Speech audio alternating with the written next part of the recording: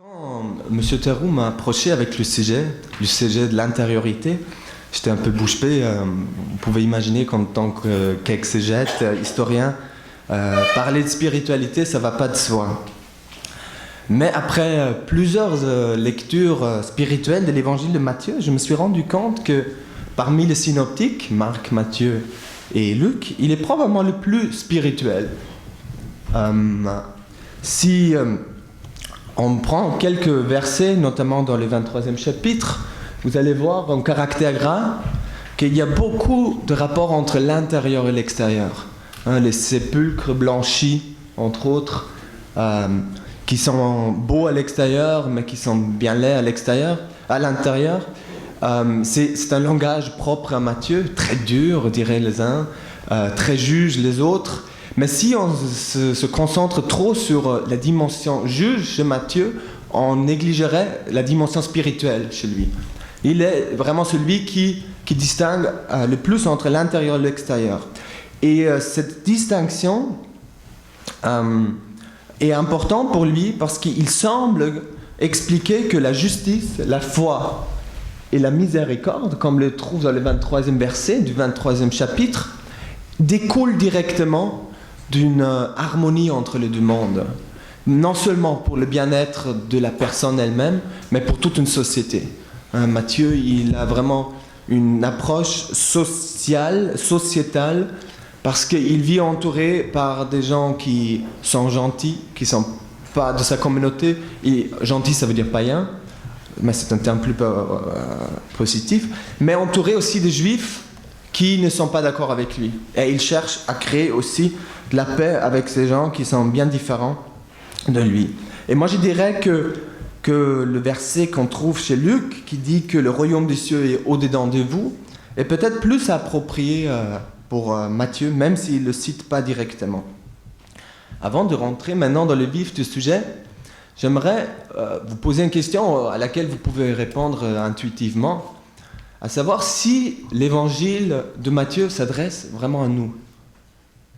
C'est peut-être pas une question qui va de soi, parce que vous allez me dire, bien sûr que oui, c'est ce qu'on nous a appris. Prioritairement aux Juifs, mais à nous aussi. Oui, mais je... D'abord, c'était assez les gens de la même race que lui, c'était aux Juifs. Oui. Mais si on lit maintenant... le 19e chapitre, le verset 27, Pierre, il prend la parole et s'adresse à Jésus et il lui dit « Nous avons tout laissé, maison, enfants, parents, mari, époux, et qu'est-ce qui devient de nous ?» Et Jésus lui répond « À vous la vie éternelle. » Et on se dit « Tiens, on devrait maintenant finir la présentation parce que cet évangile ne s'adresse pas à nous. C'est un évangile qui s'adresse à des gens célibataires. Et c'était souvent l'interprétation de l'Église. Elle nous faisait croire, je parle maintenant plus de l'Église catholique, moins de l'Église orthodoxe, même si ce courant a existé aussi, que le sermon sur la montagne, qui contient sous une forme quintessence l'éthique de Matthieu, il ne s'adresse qu'à des célibataires, parce que personne d'autre peut remplir les conditions du sermon sur la montagne. Donc Pierre a raison, et il n'y a rien à gagner pour nous. Il est pourtant curieux de constater que dans le même 19e chapitre, juste quelques versets plus tôt, Jésus parle du mariage indissoluble. Et qu'est-ce que répondent les apôtres ? Si tel est l'état de l'homme, il sera probablement pas avantageux de se marier. Tiens, c'est contradictoire. Autrement dit, le mariage a ses défis qui sont peut-être autant de challenge que la vie de missionnaire itinérant.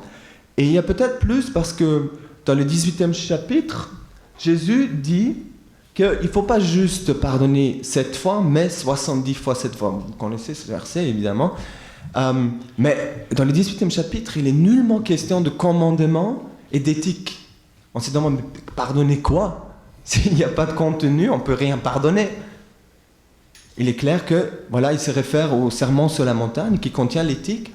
Et il faut pardonner en fonction de ce sermon. Et ce sermon s'adresse donc aussi à des gens sédentaires. Mais pour finir, prenons peut-être de nouveau l'exemple de Pierre, il est curieux, parce qu'il nous est présenté comme un missionnaire, comment est-ce qu'on dit, missionnaire itinérant, n'est-ce pas, qui n'a pas de maison, qui va dans les contrées, qui n'a rien sur lui. Mais dans le 8e chapitre, il est dit justement du même Pierre qui rentre dans la maison de sa belle-mère. Et Pierre est une très belle figure réconciliatrice dans l'évangile de Matthieu. Non seulement réconciliatrice pour les faibles, les petits, mais aussi pour les deux courants qui coexistent, le courant plus itinérant et le courant plus sédentaire. Passons maintenant au premier point. C'est le rapport entre la tradition et la modernité. Vous direz peut-être que ce n'est pas un sujet proprement spirituel, mais il me semble important. Et il semble très important pour Matthieu. À l'époque de Matthieu, il y avait des courants très dissidents. Il y avait les uns qui voulaient vraiment racheter le royaume de Dieu par l'arme et qui voulaient balayer Israël par la force militaire. Et eux, ils penchaient vraiment du côté du passé et de l'héritage. Dieu, c'est comme dans la Torah, littéralement. De l'autre côté, on trouve des gens qui sont collaborants avec les Romains. Ils ne cherchent que l'instant présent et ils s'inquiètent peu de ce que l'héritage leur a transmis. Matthieu, dans le 9e chapitre, 17, première citation, il rejette ceux qui croient que l'enseignement de Jésus, cette nouvelle révélation, ne soit qu'un autre midrash, un commentaire insignifiant, ou en plus, il y a une empilation des commentaires énormes, déjà à cette époque et encore plus tard. Et il dit non, il y a quelque chose de neuf, d'autre qui s'est passé, qui a eu lieu avec Jésus. Et il s'adresse au 9e chapitre à d'autres juifs. Mais au 13e chapitre 52, il s'adresse de nouveau à d'autres juifs et il dit que tout scribe instruit de ceux qui regardent le royaume des cieux est semblable à un maître de maison qui tire de son trésor des choses nouvelles, des choses anciennes.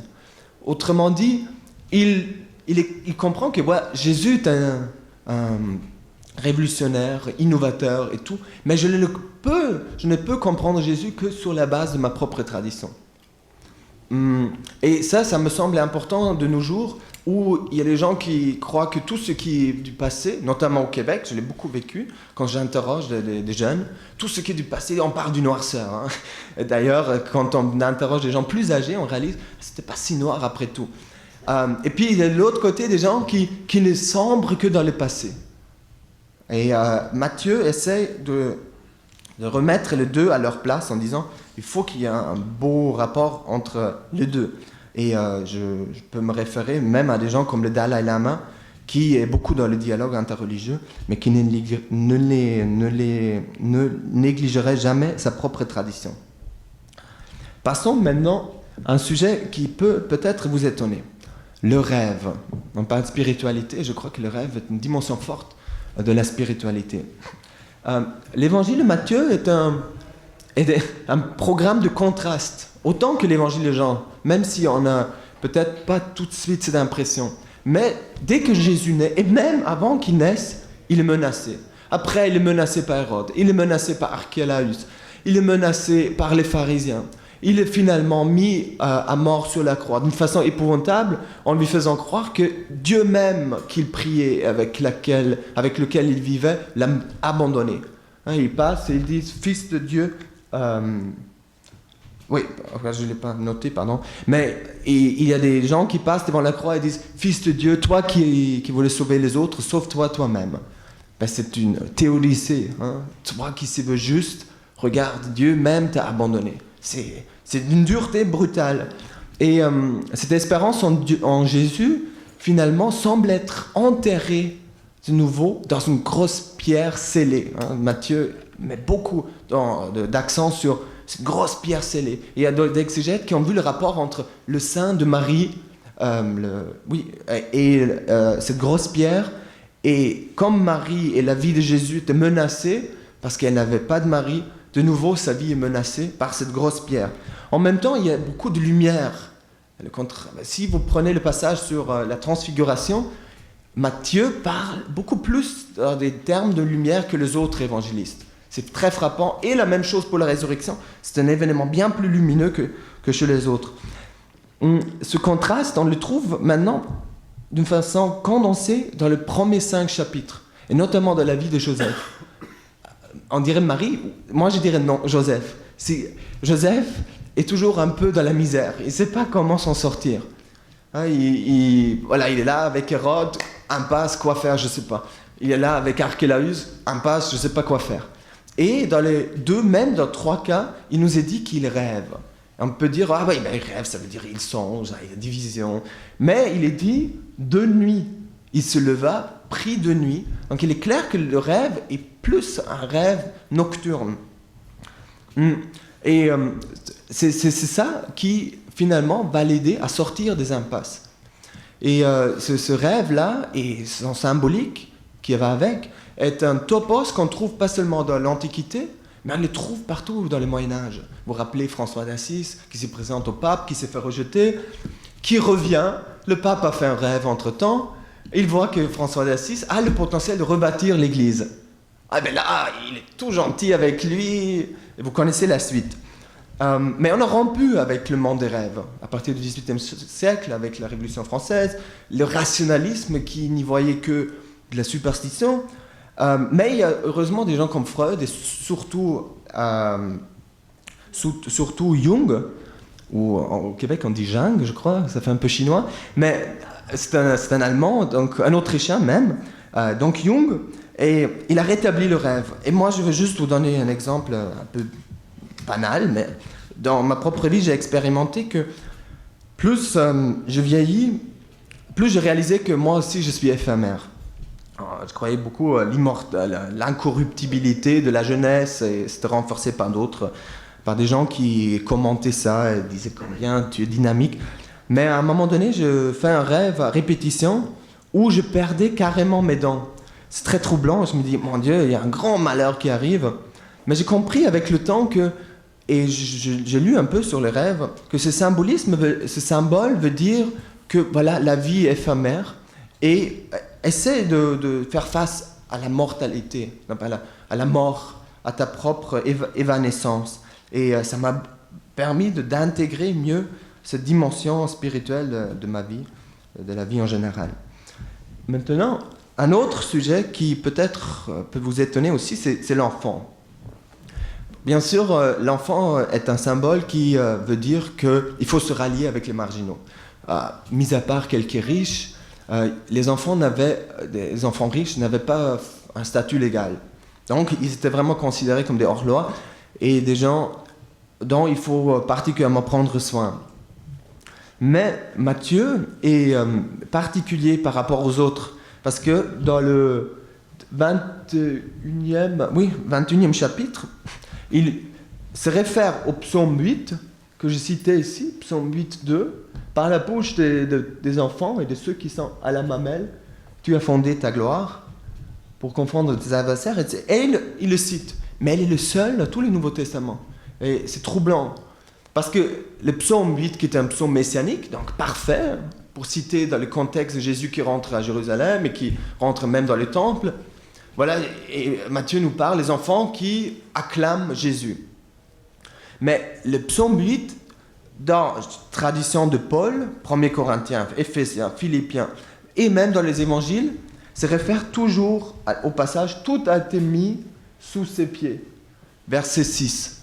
On s'est dit, mais pourquoi est-ce qu'il cite donc ce passage ? Historiquement, c'est peu semblable que c'est vraiment eu lieu. Parce que les enfants n'avaient pas le droit de rentrer sur le parvis du temple. En tout cas, il n'y a aucun document qui les confirmerait.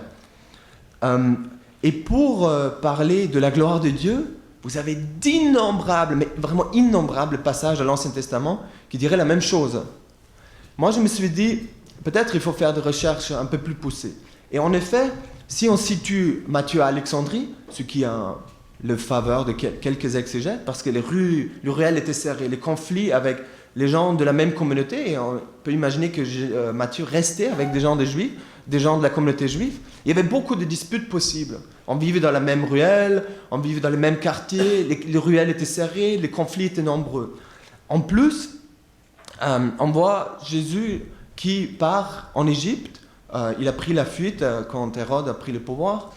Et ça peut peut-être indiquer que la communauté de Matthieu se situe à Alexandrie.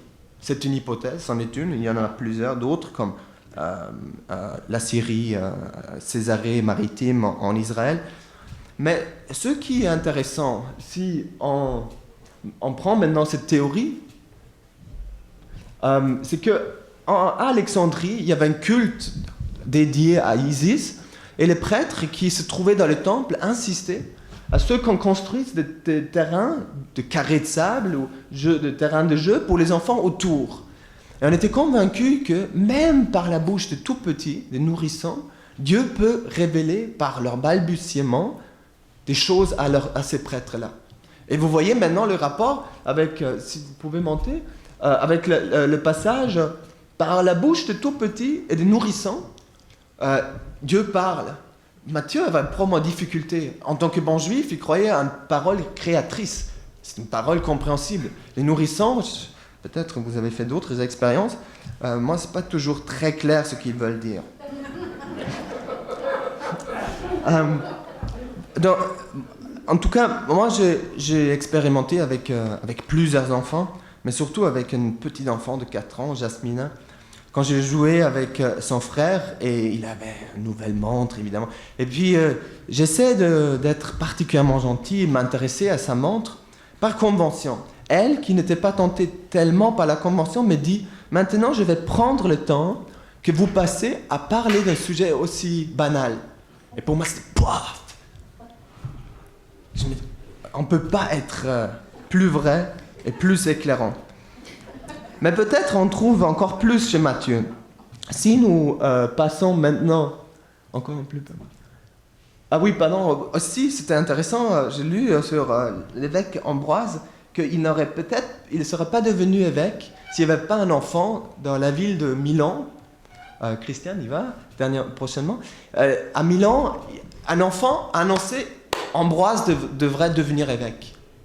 Et ça a influé sur la décision de le choisir.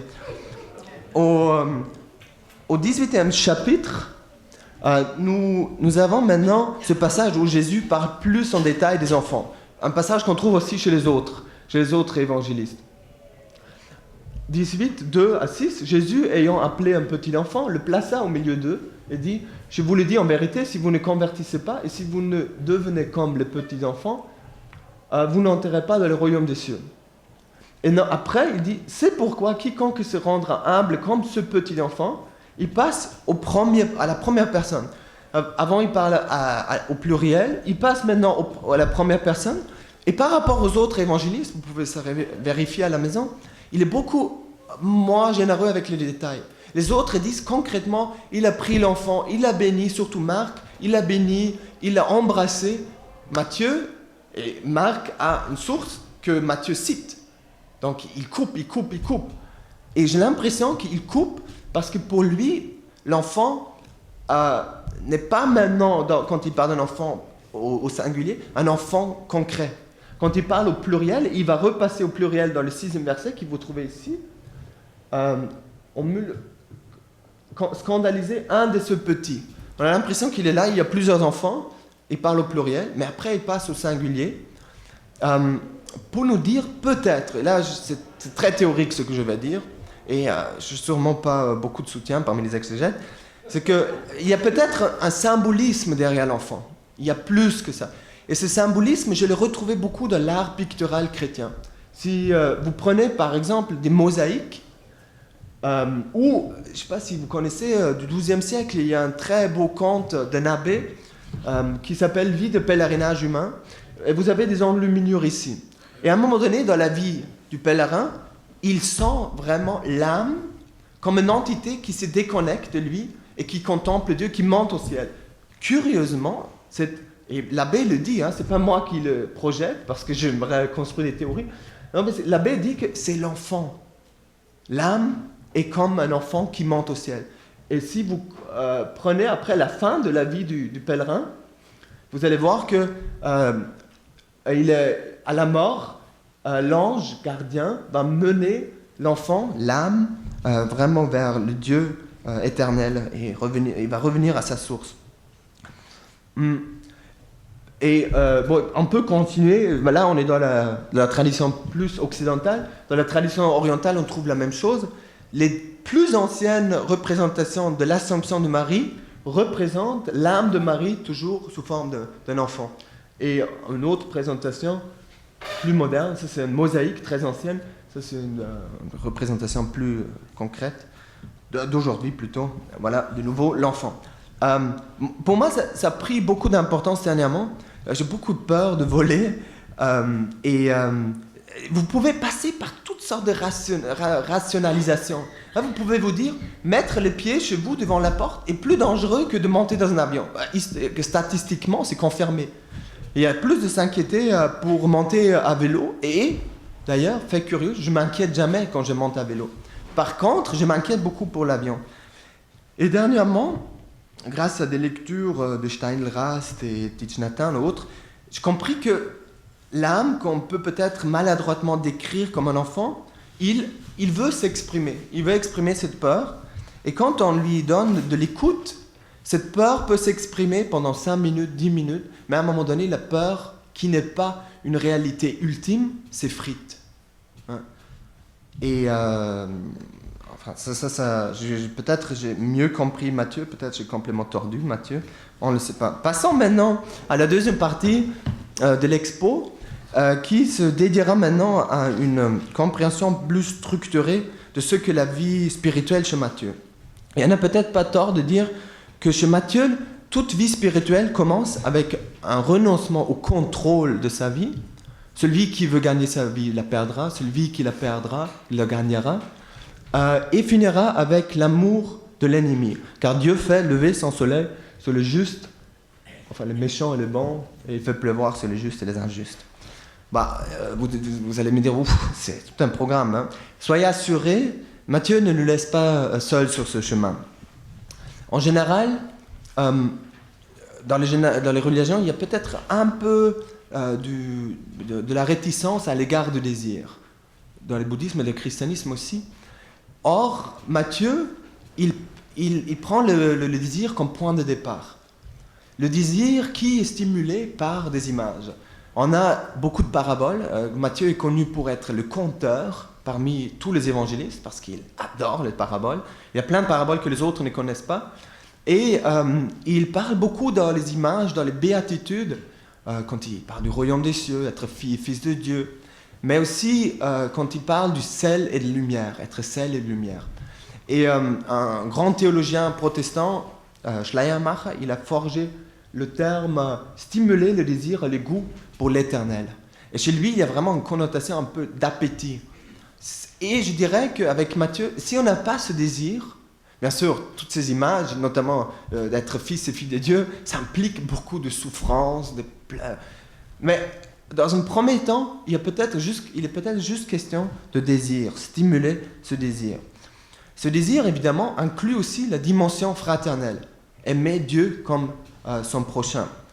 Donc, on peut se heurter après au prochain, mais chez Matthieu, on se heurte d'abord au cœur. Aujourd'hui, il y a des idées peu puériles du cœur, de l'innocence, peut-être, mais Matthieu n'est pas d'accord. Pour lui, le cœur est à double tranchant. Le cœur, il est dit, du cœur viennent les mauvaises pensées, le meurtre, les adultères, des choses épouvantables. En même temps, le cœur est ce qui est capable de voir Dieu. Et ici, on tire de bonnes choses de son trésor. Là où le trésor est le cœur, c'est presque synonyme. Et l'homme méchant tire de mauvaises choses. Et pour Matthieu, il y a un problème avec le cœur parce que, en tant que bon juif, il croit au Yetzer Haaretz. C'est les mauvais penchants. On peut dire aujourd'hui, il y a les instincts en nous. Et si on donne si on cède trop à ces instincts, l'homme peut se dégrader.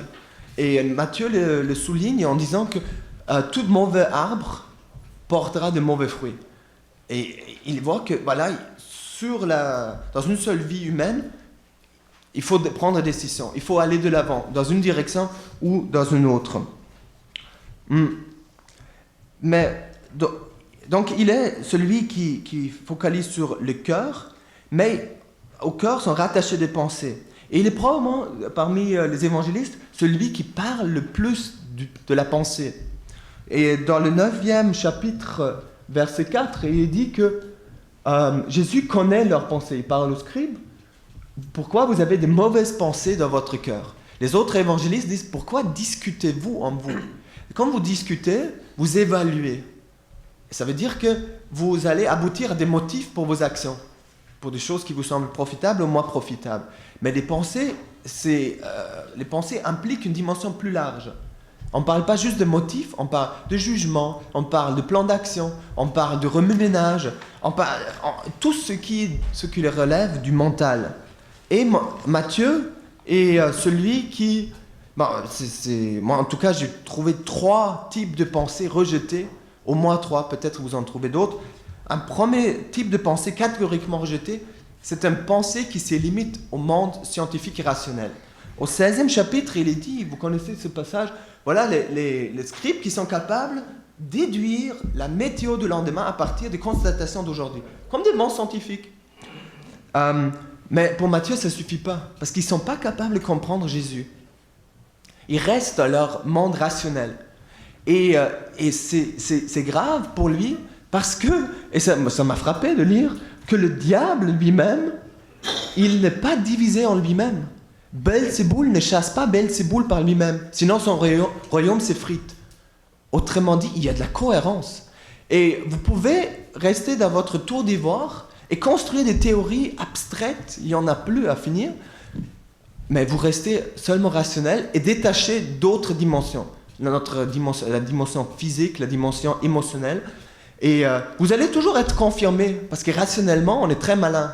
On peut s'embobiner dans des réflexions complètement tordues. Et Jésus y répond, et on le trouve dans le 5e chapitre, Sermon sur la montagne, où il dit de Jésus, celui qui observera et qui enseignera. Il passe d'abord à l'action et il enseignera après en fonction.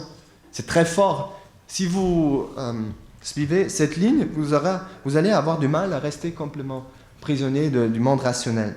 Un deuxième type rejeté, on le trouve dans le 16e chapitre, c'est celui qui reste prisonnier au premier niveau de la compréhension. Les disciples arrivent et présentent des pains.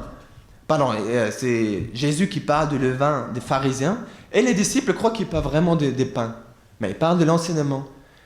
Les disciples, ils ont du mal à sortir de leur compréhension en premier degré, et je dirais que c'est une compréhension qui se réfère toujours à soi-même, à la personne qui parle.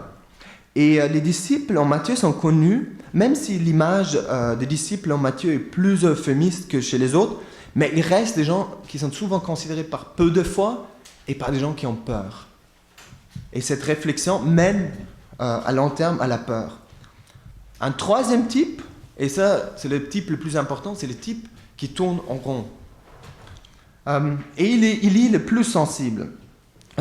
On rentre carrément dans des impasses, on est empêché d'avancer parce qu'il y a une pensée qui nous dérange, il y a une réalité que nous avons du mal à accepter. En tout cas, nous n'avançons pas. Et au 16e chapitre, quand Pierre parle à Jésus et lui dit « Non, jamais tu vas aller à Jérusalem », il le rejette et il lui dit « Ça doit arriver ». Et il est curieux de constater que Matthieu répète ça dans les 2 chapitres, de chaque 2 chapitres qui viennent après, 3 fois. Les autres ne le répètent pas aussi souvent. Dans des formules toujours différentes. En bon pédagogue, en bon psychologue, en bon mari, bon ami, il sait que voilà, il y a quelque chose qu'ils ne peuvent pas accepter. J'essaie de le formuler différemment, mais finalement, ça devrait être intégré à long terme. Autre chose qui dérange beaucoup les gens qui font des lectures spirituelles de Matthieu, c'est qu'il dit souvent « ceci a dû arriver ». Même quand Jésus meurt, ceci a dû arriver pour que la prophétie soit accomplie. Et c'est lui qui n'en finit pas, Matthieu, il cite bien plus que les autres. Et on a l'impression qu'il veut nous faire comprendre qu'il y a une réalité qu'on doit accepter, qu'on le veuille ou pas. Elle adviendra. Une autre réalité, on peut la changer, c'est dans notre pouvoir, mais c'est à nous de trouver les discernements entre ce qu'on peut changer et ce qu'on ne peut pas changer. Mais Matthieu n'est pas pour autant fataliste, on pourrait s'étaler là-dessus longtemps. Juste brièvement, il est celui qui demande de la repentance constamment, ça sous-entend qu'il croit au libre arbitre, mais aussi Pierre renie Jésus dans des formules juridiques qui nous rappellent les persécutions. Ça veut dire qu'il abjure la foi, c'est au moins en Matthieu. Et il revient après. Ça veut dire Pierre aussi, il est capable de s'en remettre, et peut-être même Judas, mais ça c'est pas une autre fois. Donc ce lâcher-prise est peut-être finalement confirmé par une pensée qui est tout à fait compréhensible. Qui de vous, par ses inquiétudes, 6,27 à la fin, peut rajouter un coudée de sa vie? Un coudée, c'est vraiment tout petit. Et aujourd'hui, on sait que c'est plutôt le contraire. Les soucis diminuent l'espérance de vie. Mais celui qui dit souci dit aussi des pensées qui tournent en rond. Ça veut dire, le troisième type, des pensées qui tournent en rond, les soucis, c'est presque la même chose. En fait, c'est la même chose. Et les soucis, c'est un autre sujet de prédilection de Matthieu. Matthieu, il a conscience vive que l'homme a besoin de s'assurer pour sa vie. Il nous dit que il y a des gens, il est le seul à nous parler de deux banquets qui ont lieu, et il y a des gens qui n'arrivent pas, même s'ils sont invités. C'est seulement Matthieu qui en parle. Et il dit que les uns vont au champ, les autres à leur trafic. Et c'est compréhensible, nous sommes dans un monde où l'économie est fragile. Il y a des grands propriétaires de terrain qui subjuguent leur peuple. On n'avait pas de stabilité, beaucoup moins qu'aujourd'hui. Donc, c'est juste, hein? Et à un niveau plus primitif, quand il dit ne vous inquiétez pas de votre vie, de ce que mangez, du corps et des vêtements, voilà, 6,25, il parle d'une dimension encore plus basique. Et ça aussi, c'est juste dans des contrées, Israël, Syrie, Égypte, où il y avait, Égypte moins peut-être, mais il y avait beaucoup de famines. On a raison de s'inquiéter. Mais c'était pourquoi est-ce qu'il nous embête, si c'est légitime? Quel est son problème? Dans une formule précise, on peut peut-être dire le souci n'est pas une constante, il est impliqué dans une dynamique de vie. Le souci veut toujours plus. Il n'est pas plat. Vous connaissez peut-être le passage où il est dit que lorsque l'esprit 12,47, lorsque l'esprit impur est sorti d'un homme, il va par des lieux arides, cherchant du repos, il n'en trouve point, il reviendra plus nombreux même. Donc si on essaie de battre les soucis, ils reviennent au galop. Et ce n'est pas une constante plat. Et puis Matthieu crée beaucoup de stéréotypes avec par exemple les pharisiens qui sont toujours méchants. Sûrement ça ne correspond pas à la réalité, mais il crée des stéréotypes pour renforcer des idées. Pour les soucis, il en fait pareil. Au 24e chapitre, 38, il nous dit qu'à la fin du temps, le Messie devrait être retour, mais les gens qui se donnent plus à la boisson, à la nourriture, ils préparent des noces et des mariages. Il ne veut pas dire par cela que ces choses sont interdites, mais il me semble qu'il veut dire, si on y accorde la priorité, on est passé à côté de la plaque. Et ça semble être le cas dans ce passage. La vie que cherchent ces gens-là est une réalité qui nous dépasse infiniment. Et c'est peut-être au moment où on croit être au summum, parce que dans notre société, il y a beaucoup de normes, inconscientes surtout, mais aussi conscientes, qui nous suggèrent ce que c'est une vie réussite, une vie pleine. Et Matthieu nous glisse l'information en disant « Faites attention, c'est à ce moment-là que peut-être vous devrez avoir des doutes. » Vous devrez avoir des doutes parce que la vie pleine dans l'Ancien Testament, qui est surtout symbolisée par le chiffre 7 dans le Nouveau Testament, notamment chez Matthieu, il nous parle beaucoup de 7 au sein des repas, des multiplications de pain, c'est souvent un acte communautaire. Et aujourd'hui, il y a malheureusement tendance qui croit qu'on peut être dans la vie pleine en se détachant, en se coupant du lien avec les autres. Et ceci ne semble pas du tout le cas chez Matthieu. La vie pleine peut toucher, intégrer, voire transfigurer l'individu, mais ça toujours dans un lien avec la communauté. Peut-être, Après cette analyse de soucis, vous êtes maintenant prêt à grimper l'échelle des béatitudes jusqu'à la vision de Dieu. Peut-être vous êtes plus comme les disciples de Matthieu qui ont peur par moments, ont peu de foi et se heurtent. Matthieu y est sensible et il nous montre des chemins de solution. La première, évidemment, c'est la prière. Le terme de prière est étroitement lié avec le terme de veiller. Quand à Gethsémani, Jésus dit à ses disciples « Veillez », il va prier. Et on a l'impression que c'est soit un synonyme ou l'un est la préparation de l'autre. Le terme revient 3 fois et souvent on disait, comme le terme revient toujours dans les contextes de nuit, ça veut dire rester réveillé. Mais en grec, il est clair que le terme veut dire rester vigilant. Et cette vigilance qui demandait est justement ce passage du souci, du monde du souci, au monde de prière. Mais ce passage est dur, parce que ça veut dire qu'on passe de ce qui est la surface du cœur à ce qui gît profondément dans le cœur. Mais comment faire ce passage ? Il y a des outils dans l'Antiquité. Un premier outil, c'est de vivre au jour le jour, c'est peut-être pas la meilleure expression, mais de comprendre que chaque jour a sa propre peine. À chaque jour suffit sa peine. Ça ne veut pas dire qu'on ne devrait pas avoir de plan à long terme, mais ça veut dire que si on veut avoir du temps pour la prière, il faut se libérer. Il faut aussi comprendre que d'ailleurs le terme peine nous renvoie à vraiment un fardeau. Autrement dit, il y a des responsabilités dans le quotidien qui sont lourdes, mais qu'il faut assumer. Et il veut dire d'une façon efficace, en regardant juste les fardeaux par jour. Un éléphant se mange une bouchée à la fois. Donc, sans cette efficacité, la prière n'est pas possible. Et les gens, à l'époque, se recueillaient vraiment régulièrement. Les Juifs, et Matthieu en fait partie, ils se recueillaient 3 fois, matin, midi et soir. Et ils récitaient une prière qui ressemblait étrangement au Notre Père. Probablement, ils récitaient 3 fois par jour le Notre Père. Mais d'autres hymnes, comme les Béatitudes, par exemple, le Sermon sur la montagne, il y a des passages qui semblent avoir un caractère liturgique. Mais si vous rentrez dans un service à l'époque, vous serez probablement étonné, même déboussolé ou confus, parce qu'il n'y a pas de feuilles. Les gens savaient tout par cœur. Et pour la vie spirituelle, c'est archi important. Parce que celui qui connaît les choses par cœur, il est déjà au seuil de l'intérieur. Une feuille m'empêche peut-être d'intérioriser ce que je lis. Par contre, si je connais par cœur, je répète inlassablement. Évidemment, ça peut aussi aller à la routine. Mais Eberling, un grand théologien allemand, il disait « Inwendig wissen, was man auswendig kann ». Et en allemand, ça rime très bien parce que ce qu'on connaît vraiment par cœur rentre plus facilement dans le cœur. D'ailleurs, connaître par cœur nous le souligne déjà. Et vous avez de très beaux hymnes dans l'évangile de Luc, même le Magnificat ou l'hymne de Zacharie.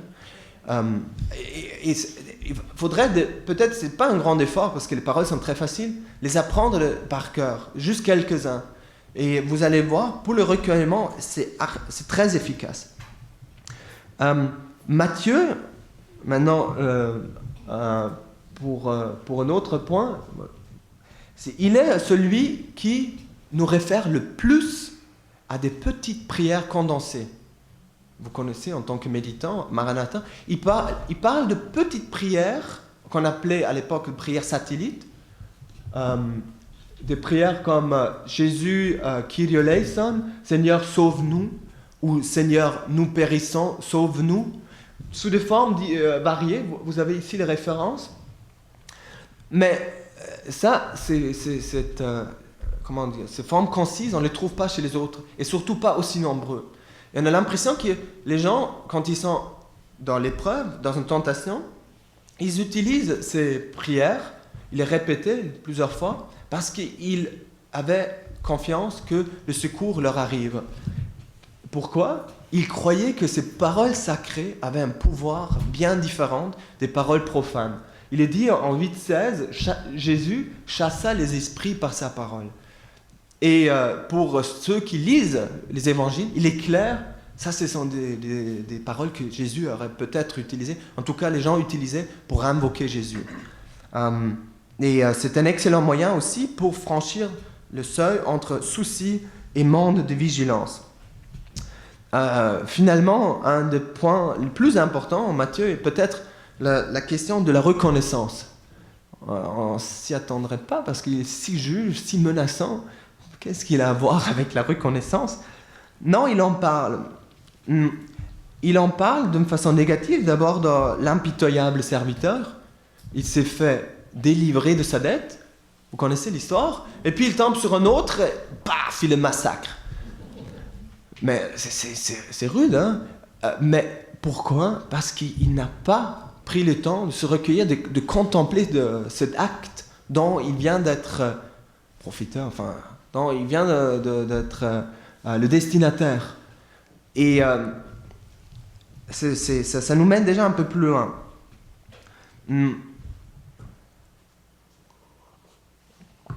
Matthieu nous donne des pistes très claires pour lesquelles nous pouvons être reconnaissants. Des pistes qui nous semblent peut-être pas évidentes de prime abord.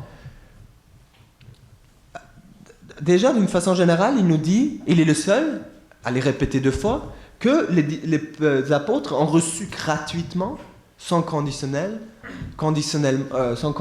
et ils devraient donner gratuitement. Bien sûr, on parle de guérison, mais il y a bien plus. Tout au début de l'évangile, Matthieu commence son récit avec le terme « biblos genesis » et continue avec le mot identique de l'Ancien Testament en grec. Vous savez, il y a l'Ancien Testament en hébreu, mais il y a aussi l'Ancien Testament en grec. Et Matthieu s'y réfère directement. Ça veut dire qu'il copie, mais il ne copie pas parce qu'il veut faire une nouvelle création, mais parce qu'il veut dire que le monde est recréé en Jésus. Il continue dans la veine de l'Ancien Testament, probablement en se référant au passage de Jérémie, où il nous fait comprendre que l'alliance renouvelée, ce n'est pas une alliance maintenant tellement scellée sur des tables, mais c'est une alliance qui s'est faite dans le fin fond du cœur. Ma loi, au-dedans d'eux, je l'écrirai dans leur cœur. Il y avait cette vision, notamment deutéronomiste, historique de l'Ancien Testament, le monde se dégrade. Donc il était quelque part important de recréer ce monde un peu déchu. Je dis exprès peu déchu, parce que ce n'est pas la conception qu'on développe plus tard, malheureusement, où on croit que tout est pourri, mais l'homme s'éloigne, dans le judaïsme on parle passer à côté de la plaque, hein, rater la cible. Donc on s'éloigne parce que la cible est de plus en plus loin.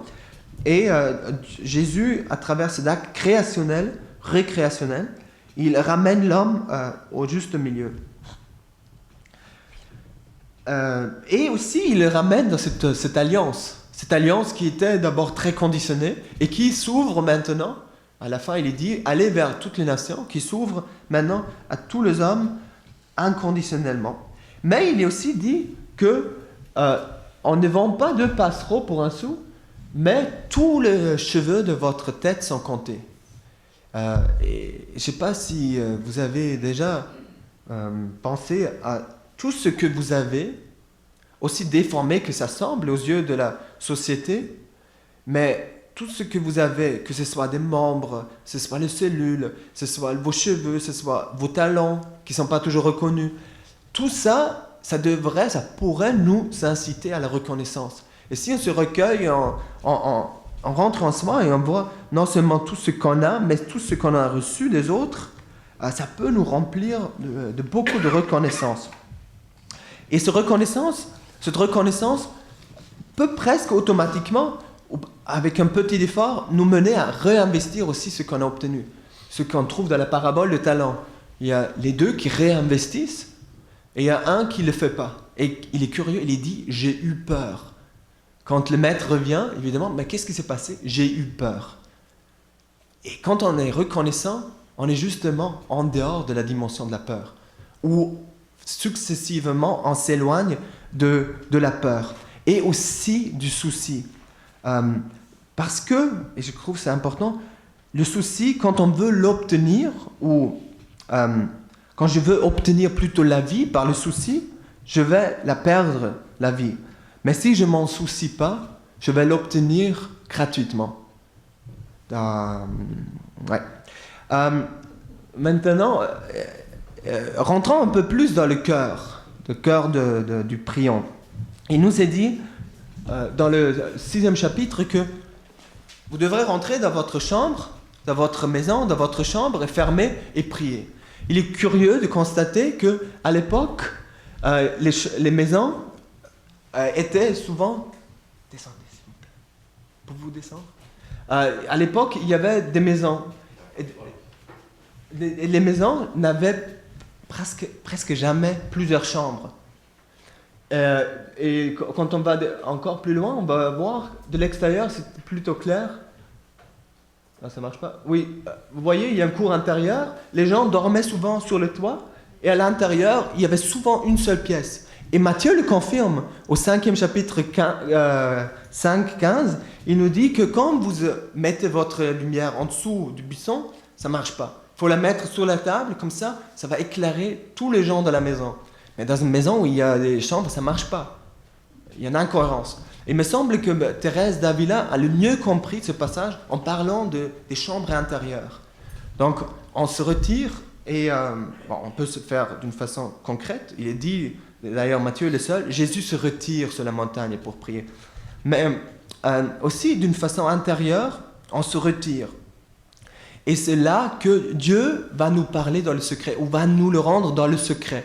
Le terme secret nous renvoie à une dimension dont on n'est pas toujours consciente. C'est ce qui se retire toujours de nous. Donc, il y a le souci, mais plus on descend grâce à la vigilance, plus on trouvera aussi une dimension où on peut rentrer plus directement en contact avec Dieu.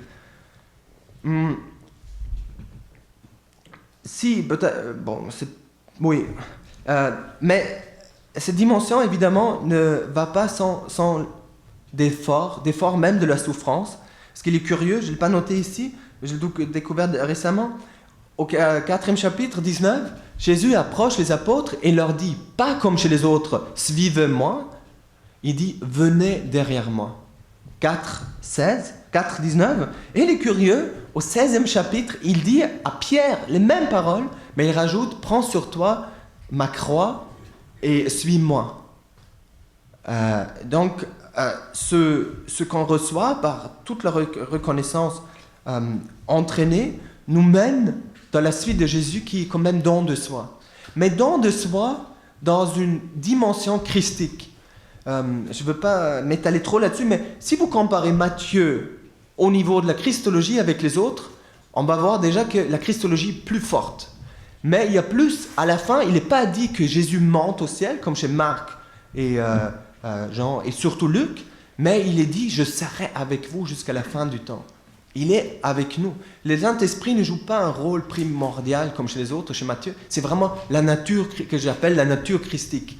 Il est présent. Il y a un bon livre qui parle du Christ, le Tao éternel. Il y a des rapports notamment aussi avec l'enfant éternel. C'est sûr que c'est beaucoup de projections non historiques, mais il y a quelque chose de l'ordre. Et on vient derrière Jésus tout en accomplissant aussi cet itinéraire spirituel éprouvant, toujours éprouvant. Mais à la fin, j'aimerais quand même dédier quelques minutes à la dimension inévitable pour Matthieu. Parce que maintenant, jusqu'à l'instant, on parlait beaucoup de rapports entre nous et nous, entre moi et je, ou peu importe comment vous voulez le décrire, mais on reste en soi et on n'est pas dans la dimension communautaire, tellement chère à Matthieu. La vie où on finalement abandonne cette quête frénétique de vie pour la perdre et de la obtenir sous forme de cadeau plus tard, elle est tissée intimement avec d'autres gens. Et ces gens-là, ce ne sont pas juste des amis, ce sont même des ennemis en Matthieu. Des ennemis puissants, parce qu'il parle au pluriel, mais l'ennemi, ça peut aussi être quelqu'un de très concret. Il est sûr que le Dieu de Matthieu ne peut pas être réduit à la relation avec autrui. Mais elle s'y nourrit infiniment. Dans le Notre Père, il nous est dit que tel que nous pardonnons aux autres, Dieu nous pardonnera. Vous voyez, le rapport est très fort à la vie que nous menons auprès de nos prochains. Mais il y a plus. Dans le 25e chapitre, on nous parle du jugement dernier. Il est dit que ce que vous avez fait à un de mes prochains, 25, 45, oui, je vous le dis, toutes les fois que vous n'avez pas fait ces choses à l'un de ces petits, c'est à moi que vous ne l'avez pas fait. Souvent, les petits, c'est vrai, ce sont des membres de la communauté. Mais si, au début de ce passage 32, on parle de rassemblement de toutes les nations. La dimension universelle est claire, elle est irrécusable, même si les exégètes se disputent beaucoup, comme toujours. Mais il semble que voilà, le prochain, c'est n'importe qui. Ça peut même être un ennemi. Et c'est dur à entendre que c'est là qu'on rencontre Dieu. C'est sûr que ce n'est pas d'une façon matérielle, c'est peut-être même pas l'esprit immatérialisé dans l'autre, mais il est clair dorénavant que à travers la rencontre, même avec l'ennemi, si nous l'affrontons avec un désir et surtout avec une espérance vers l'avènement du royaume des cieux, Dieu a le potentiel de se manifester, de se révéler. Ce potentiel est un potentiel qui est toujours en lien avec le pardon. Tout le 18e chapitre, le chapitre communautaire par excellence, est sous-tendu par la question du pardon. Traditionnellement parlant, dans l'école de Hillel, on demandait 7 fois de pardonner au prochain.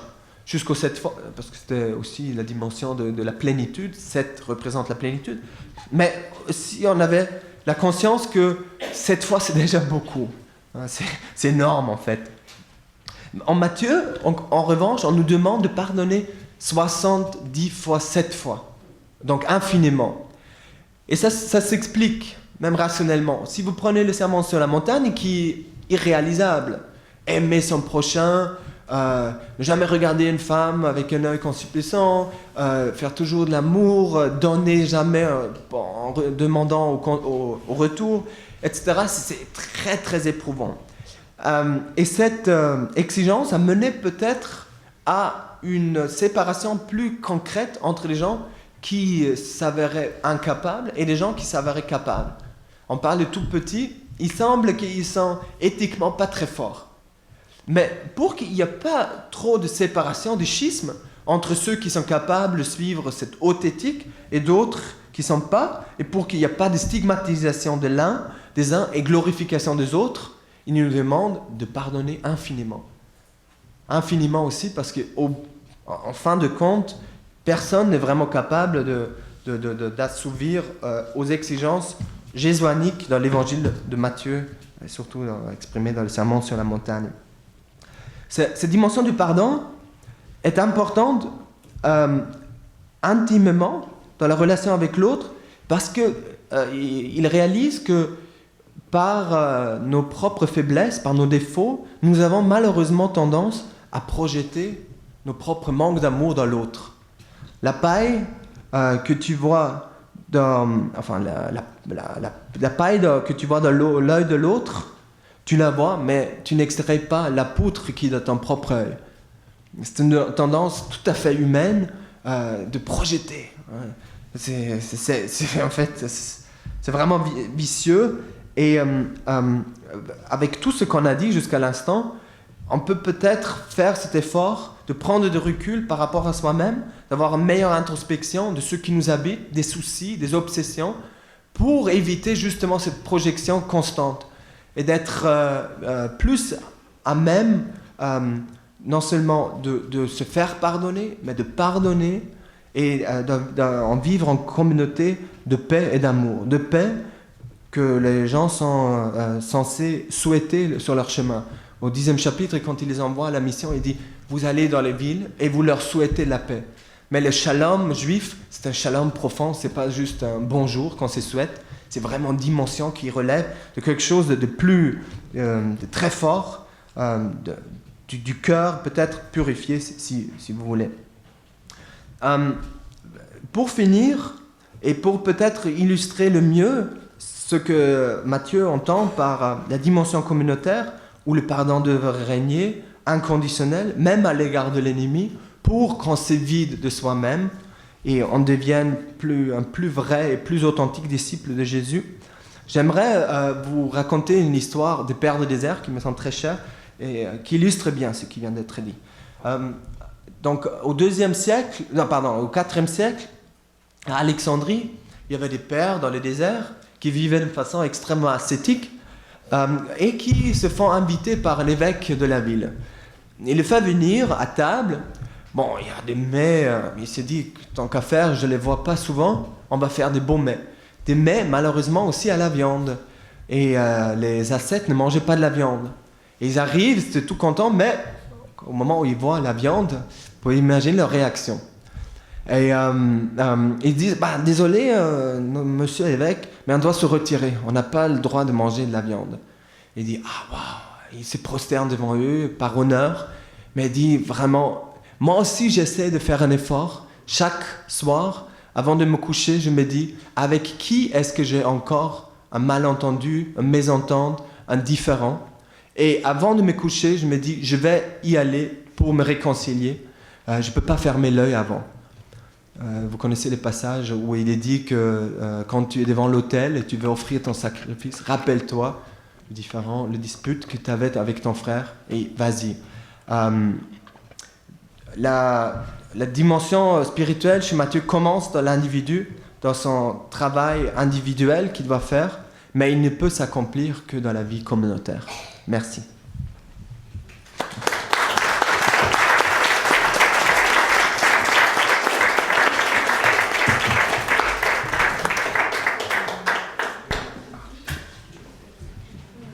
Merci Jürgen. J'avais envie de faire quelques liens avec la méditation sur ce que tu as dit dans ta conférence. Ça te va? Je prends 2 minutes. Vas-y. J'ai beaucoup aimé quand tu parlais de l'âme comme d'un enfant qu'on porte en nous. C'est quelque chose sur lequel je médite moi régulièrement. Et puis ces enluminures qu'on a vues sont très belles. Ils nous montrent que finalement la prière silencieuse, le retour à l'essentiel, nous ramène à cette dimension d'enfance, de joie, d'émerveillement, de simplicité, où à travers laquelle justement Dieu peut s'exprimer plus librement que dans la rationalité très froide ou très poussée.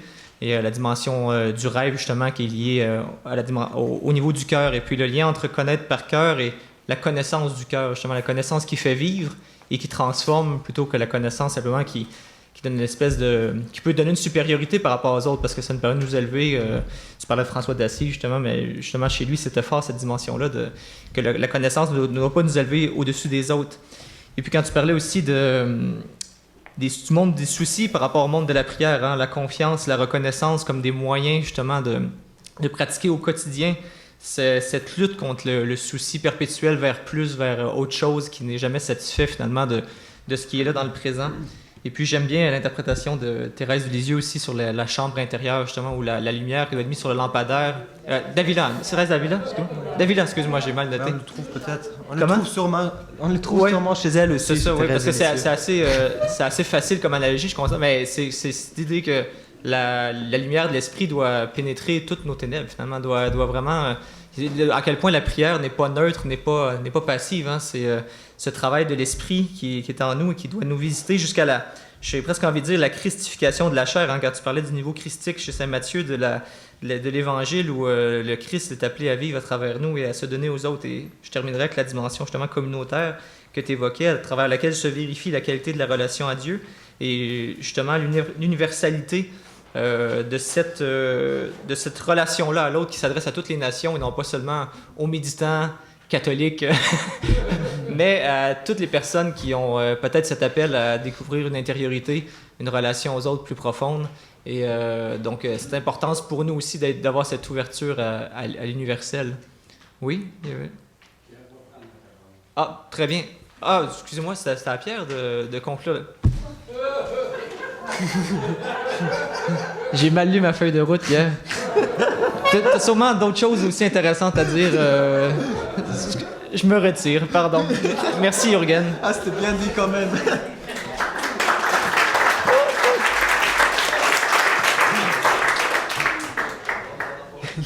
Bon résumé.